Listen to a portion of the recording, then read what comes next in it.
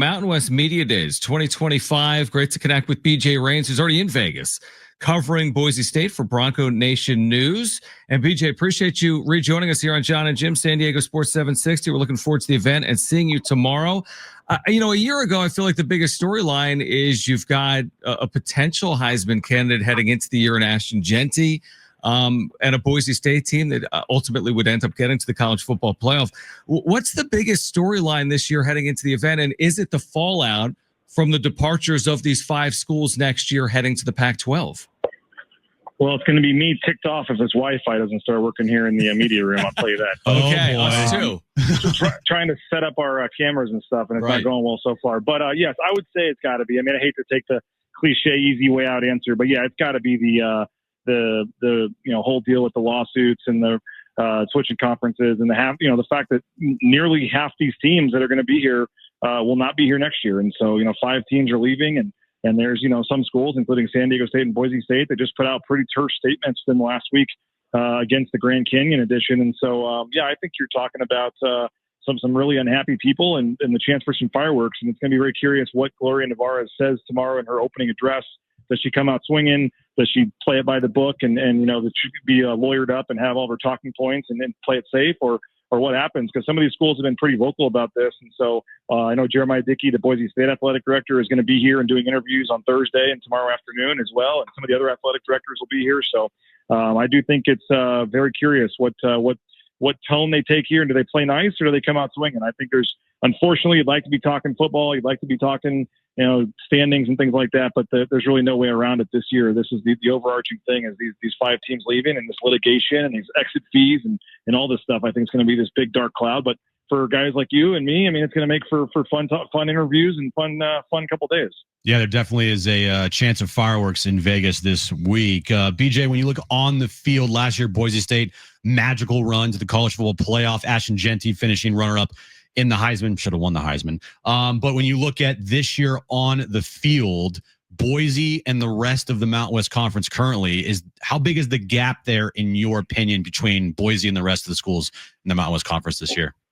Well, I think Boise State here at Circa is minus 125 to win the Mountain West. And when you look at some of the other playoff teams and things like that, I mean, it's not even really close in terms of the gap for Boise State and the rest of the league. So, I mean, yeah, it's pretty crazy. You lose an Ashton Genty, and yet people aren't that concerned with the running game with some of the other running backs that they have waiting in the wings and, what they have across the board. And so, I think this will be, I think, guys, the 18th year in a row, I think 18 or 19. I think it's 18 years in a row that Boise State will be picked to either win its division or win its conference, depending on the voting and depending on the league. So, I mean, it's pretty remarkable, 18-year run, the preseason favorites. And so that'll certainly continue. And I think they are pretty big favorites, but there's a couple other teams. I mean, San Jose State, I don't know if you guys looked at their schedule. They don't play the 3 toughest teams in the league this year.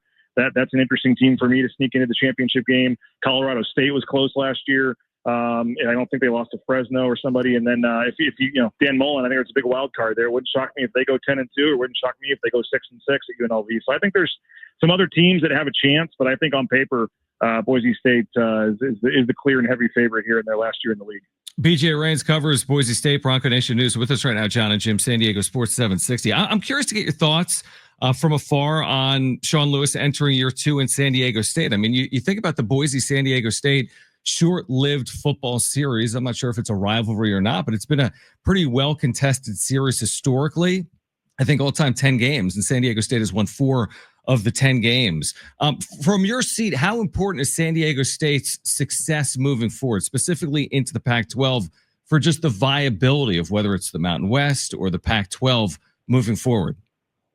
Yeah, I mean, I was a little surprised to see their over-under is only like 4.5 this year, because I actually like San Diego State, and I think that they're a team that it's kind of, and Boise State fans don't like me saying this, and for all your fans that think I always just talk negatively and don't like San Diego State, I actually think that they're a sleeping giant out there. I mean, we've seen what the basketball program has done, certainly, but with that new football stadium and that town you can recruit to and that city and the beach, and you get, what Sean Lewis did at Kent State, I think he was an excellent hire to come in there. And I know it takes some time, and obviously last year probably wasn't the year that anybody had hoped for, but whether it's this year or next year, I mean, I think they're primed to really take a step forward. And I really like Sean Lewis. I think he's going to do a strong job. And yeah, certainly it's important. They're one of the flagship programs in this league, and everybody can talk all they want to about basketball, but I mean, football is what runs what runs the show and makes the money. And so you need every football team to do what they can to get back to, that kind of national level. But I actually really like the Sean Lewis hire. I think he's going to do a great job. I know they were 3-9 last year, I think, but I think that they're a team that, like I said, new stadium,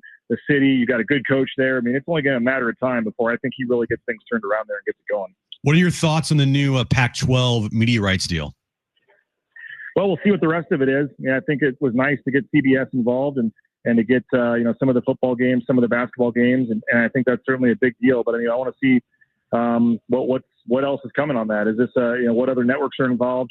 I really think ESPN needs to be involved. I think that I've said this on my shows and stuff. I mean, Boise State was pretty much made a national brand by ESPN and playing games on Tuesdays and Wednesdays and Thursdays early on. And they had a great relationship with ESPN.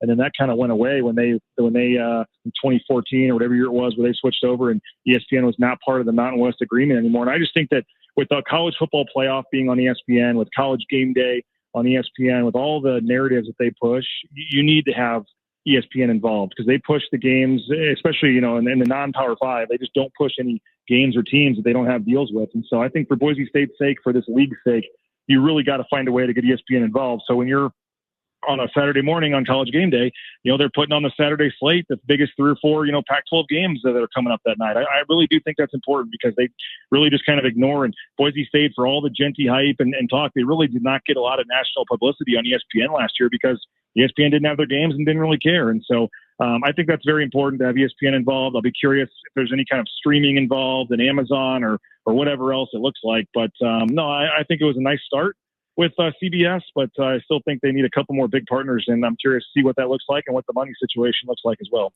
BJ Rains with us right now, John and Jim. I'm curious to get your thoughts on the addition, not just the addition of Texas State, but maybe what comes next, because it would be abnormal to have an 8-team football conference, really just 7 opponents. Maybe you play someone twice. And then with basketball, there's Gonzaga, but even there, a home and home would only be 16 conference games. Do you think they're done for 2026, or are you expecting a football or basketball addition to come?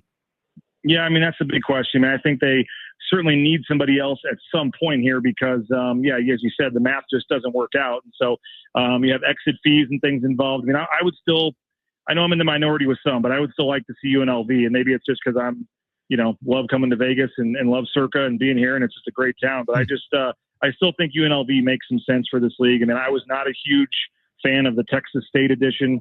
I know they're betting on them, and there's some things, 5-10 years down the line, but you don't know what things are going to look like 5-10 years down the line and realignment and all this stuff. So I wasn't a huge fan of the Texas State move, but I know they need a team and they were desperate, and I get it, but I still would like to see Memphis. I mean, if you could somehow get Memphis for football and basketball, that'd be a home run, I think, for this league. But if at least from a football standpoint, you have to have 9 teams so you can play 8 conference games. And unless they're going to do, as part of this mediation, some yearly series with Mountain West and Pac-12 schools to make up the extra game, I don't know what the plan would be, because you're less than a year away, and you're all of a sudden telling these schools they would need another game, and maybe for a year, like you said, you could do a home and home or something with the rival. I don't know how that would work out, but you need one more. I'd like to see one more, but I don't want to see, no disrespect intended, I don't need to see Rice. I don't need to see some of these other schools that are getting talked about, North Texas. I think you got your Texas State, that's fine, but now I think you really need to try to find a bigger name school. But I know money talks, and we'll just have to see if that's a possibility or not. What'd you think of Ashton Genty getting drafted by the Raiders and staying in Las Vegas there? That was pretty cool. I mean, I was at the draft covering that, and the difference from like a Jacksonville to a Vegas, 5 or 6, whatever, is just crazy in terms of the hype and everything in Vegas, and how close, Las Vegas is to Boise. It's an easy nonstop flight, and Boise obviously has a connection with Vegas already with the Mountain West and UNLV, and it just made a lot of sense. There'll be a lot of Boise State fans going down to games and things now. Jacksonville would have kind of been just a awful place for him to go. Just no attention, no hype. One of the furthest possible ways away from Boise. So I think people were excited to see that it was Vegas, and certainly he's got a chance. I mean, heck, last year we were here at Mountain West Media Days. He couldn't even get in the door to Circa. He wasn't 21 years old. He had to do his media days across the street at Golden Gate, and now he's already running this town as the number 6 pick in the draft. So it's crazy what can happen in a year, but I think good spot for him. Pete Carroll likes to run the football, and I think he's got a chance to have a big rookie year.